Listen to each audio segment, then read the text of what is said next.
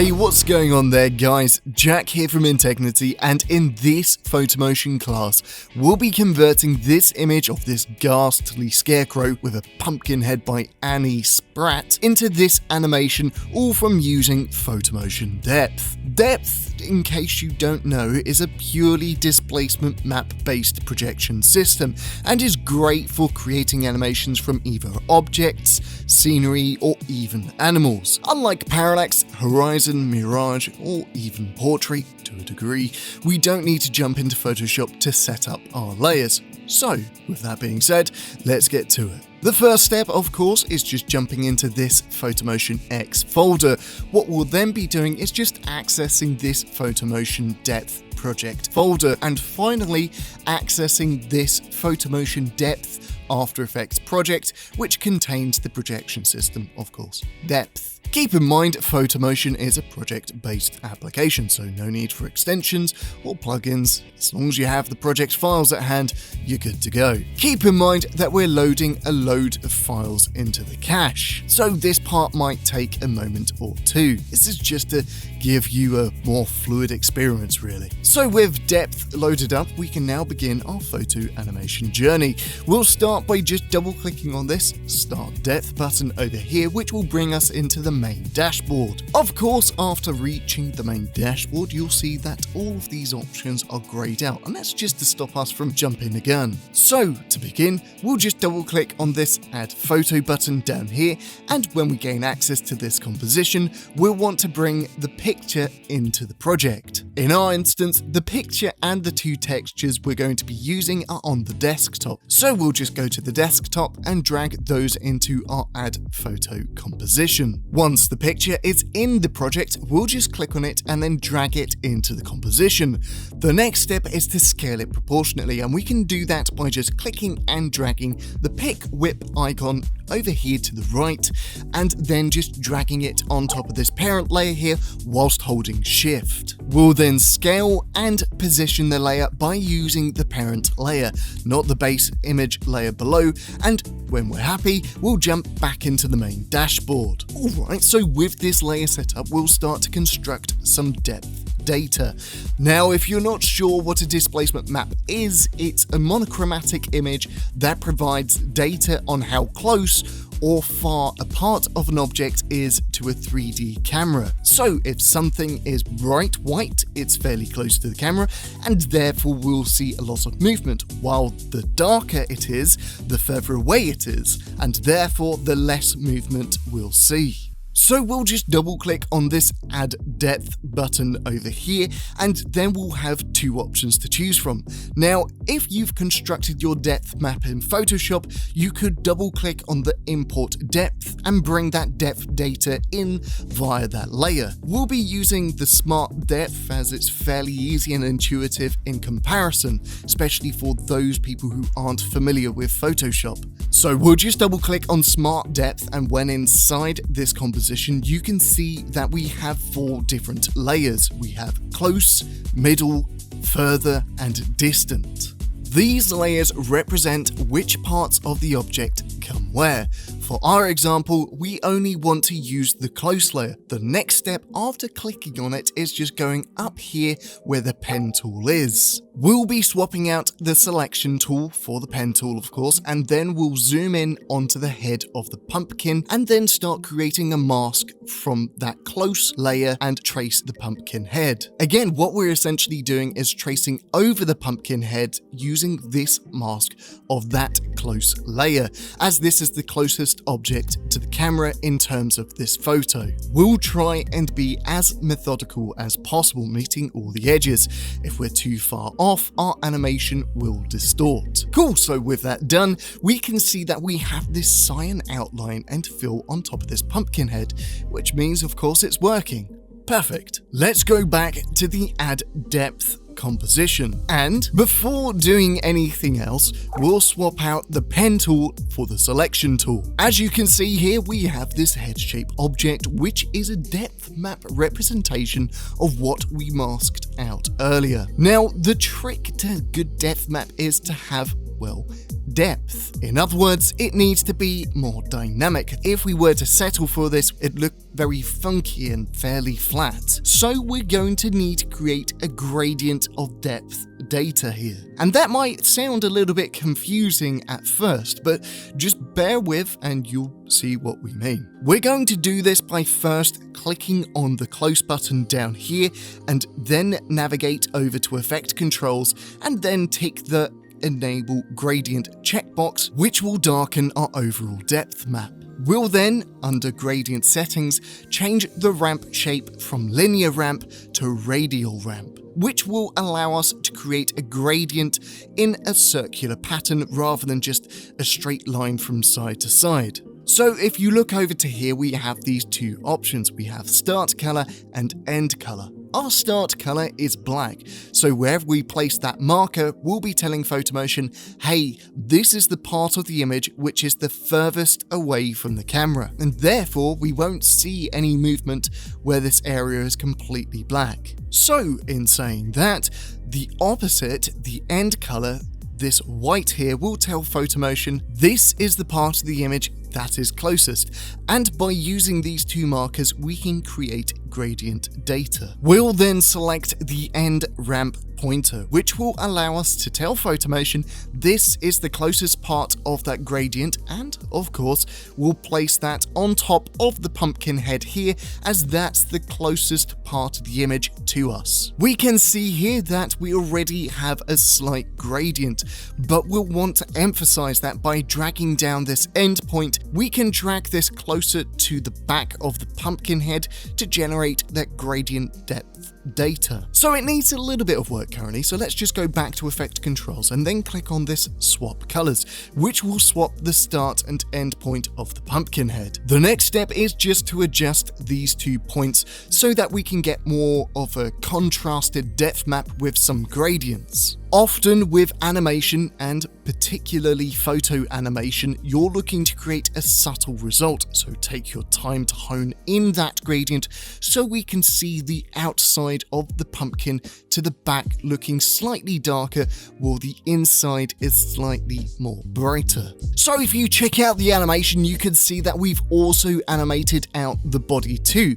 and how we're going to do that is by painting that in. And we can start to do that by just clicking on the paint depth over here and then making sure that this paint depth on this layer is selected and our playhead is at the very beginning of the composition. We'll then just go up here and select the brush tool over here, as we'll be painting in that depth data. We'll then double click on the viewport to start the process. To the left in Effect Controls, we can bring the paint overlay image opacity up to see roughly what we need to paint in. We won't bring it up too far as we only need a subtle guide here. So we'll be painting in the shoulders here and the body of the scarecrow in order to get the right effect. First, we'll make sure within the paint section that our swatch is set to white, and of course the flow here is set to something low like 5% just to get that light touch. When painting,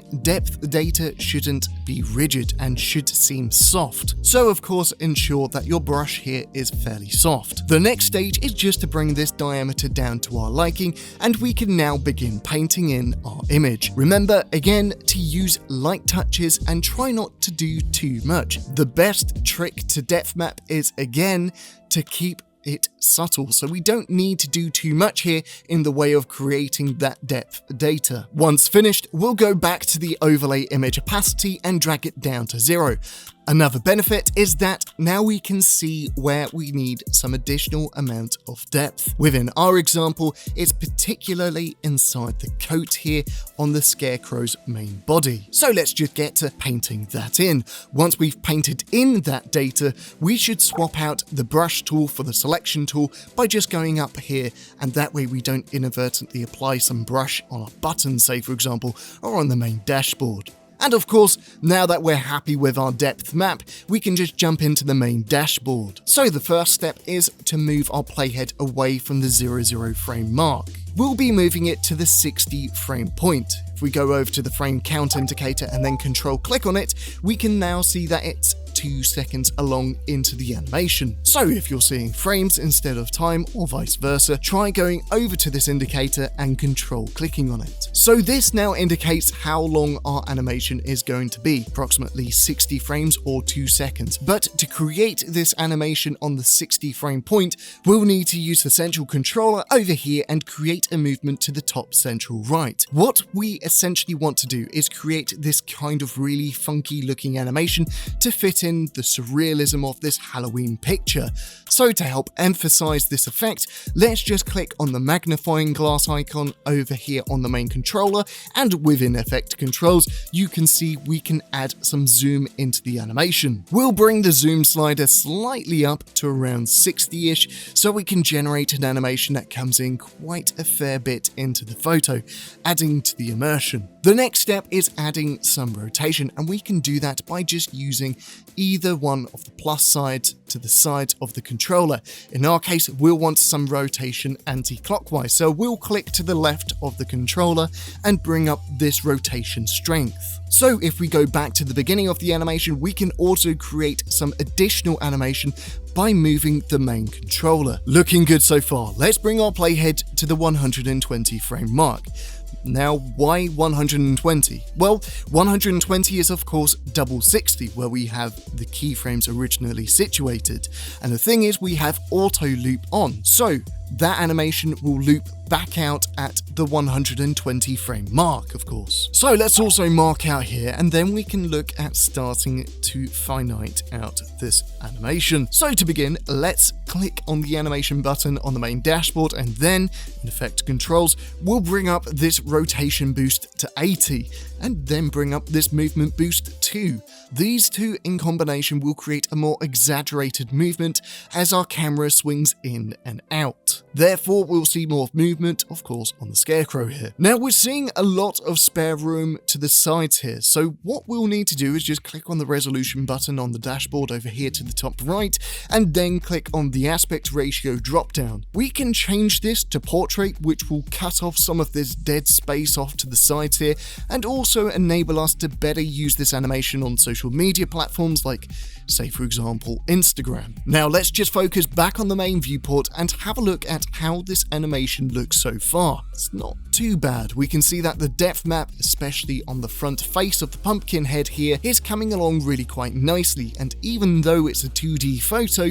it has this really cool 3D effect. Right, so that's the difficult part over and done with. We can get to applying some of the finer touches in our animation now. First, let's just add in some particles. So what we can do is just click on the settings button over here, and then go over to effect controls and click on this activate particles checkbox. By doing so, we'll be activating our full 3D particle system, which will interact with our animation as we play it. We'll of course want to change this particle type here, as petals probably aren't the most suitable here, and we'll change it to this sort of dust, which looks rather quite like dandelion seeds. Yeah, this looks nice, but they're a little bit too prominent in our image, so let's get to doing some color corrections on these particles. We'll go down to this color corrections menu here within effect controls, and first bring down the overall levels by using this curve here. That will just make them slightly more darker. The next thing to do is just bring out the peaks of the reds, and we'll also do that with the very bottom shadows as well. You can see when we get back to our viewport, while they are slightly less prominent as beforehand, these particles also have this reddish look to them, and therefore they match the overall color of the photo a little bit better. They seem more believable that way. Stuff like this, try to think about with animations and particles, as you'll want it all to match into the photo rather quite seamlessly. Now this is pretty good as it is, but the issue now is that it's way too busy. All of these particles take up too much space on the viewport here, so let's get to fixing that now. What we're going to do here is tweak each particle layer. First, what we'll do is just go over to this distant button over here, and then deactivate it by just going back over to effect controls and hitting this activate checkbox. That will deactivate the particles which are the most furthest away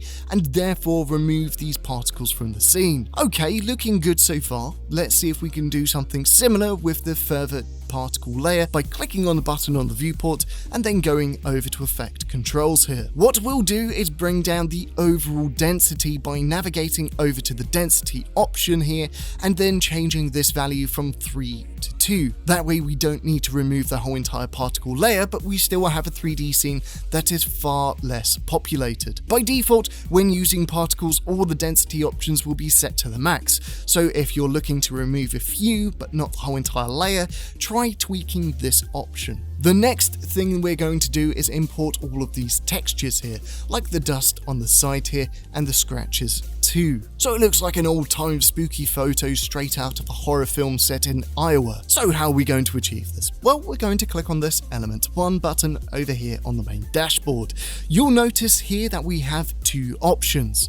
We have import and displace, and this displace currently is grayed out. That's because we haven't imported anything. We're going to leave that for this example, but that displacement option is particularly useful if you plan to import in a separate element that you would want to interact with the depth map in, say for example, a similar fashion to the actual pumpkin head or the coat. So you'd actually place a displacement map on top of whatever object you're importing in. Again, for this example, we're going to leave that be and then select this import. After selecting, we'll then go up to this tab to the top left here and switch from effect controls back to the project tab to see all of our assets. Then of course we'll find this texture, click on it and drag it and bring it into our project in between these two layers here. Now if we parent it to the parent layer just over here, as we've shown already, that will automatically scale this in accordance to those attributes which we used with the overall image. So remember, when we were scaling that image beforehand, we weren't doing it by the base image layer, we were using that settings layer just on top. This would be fine if this image was in the same dimensions and resolutions as the pumpkin head photo, but it's not, unfortunately, as it's purely an external asset. It was never a part of this image, so there's not really any need here to parent, and we'll also have to change the base scaling attributes by just going over to this image layer, not the settings layer on top of it, and manually scale it into place. So just be careful about these things when using elements that are completely external from the overall image. Okay, so as it is, it's looking good so far. So when we're happy, let's navigate back to the main dashboard and see how it's looking within the context of the overall animation. Pretty cool, but we still have those scratches to add in. Let's click on element 3 here and do the same with the scratches. Incidentally, these elements work in a similar fashion to the particles. So by using element 3, we'll create some measure of depth and make these seem less like overlays. It will look a little bit more clearer in a second. So again, we'll hit import and then bring in this second texture here, which are these scratches, of course. We'll then place them between these two settings layers on our timeline, and as said before with the previous texture, we'll have to manually scale it in, so there's again no point in really parenting them here. Once we've scaled it, voila, we can now return back to the main dashboard to check out how things are looking. Really cool so far. Those overlays are adding that much more immersion into the animation, which is a strong advantage to animation like these. We don't exactly expect to see what you're seeing. Okay, so let's just increase the depth a little bit more, and the way we can do that is by clicking on this element 1 here on the main dashboard, this dust texture here which we first imported, and then we'll go over to the top left here, swap out the project tab for the effects tab, and navigate over to the depth option. From there we'll change this depth to around 50. We'll then do the same with element 3 as well, the scratches that we imported secondly, and we can do that by just clicking on the element 3 button on the dashboard and then navigating back over to effect controls and tweaking the depth options here to 70 odd. Looking nice, but you can see here when looking at the viewport, we're seeing this lower resolution copy of our image, which is now, with all of these elements, ever so slightly unclear. Don't worry, this isn't a bug. This is due to our speed workflow function, which essentially brings back the resolution of your animation just to save you time when you're working on animating. It just makes the project that much more faster. So let's disable that on this occasion, as we'll need to see how it looks precisely. So how do we do so? Well, what we'll need to do is just go up to here to this speed button to the top right of the dashboard and then click on it. From there, we'll see these new options in effect controls, and from this drop down next to speed workflow, we'll need to change this enabled to disabled, which will disable our speed workflow and return our image to a full resolution copy. Just a quick note, this will make your project a little bit more slower, but now we have this more accurate representation to what our final animation will look like. With finer details that have been overlaid onto the image, like scratches, dust, textures, or anything in particular that's rather quite small, this might be a necessary move. If we preview it now, we can really see this comes to life. The textures move with our animation like these particles, and they're just at the correct depth as not to look like an overlay, but as a part of the 3D scene instead. Okay, so with all of that done, let's look into adding the final layer of effects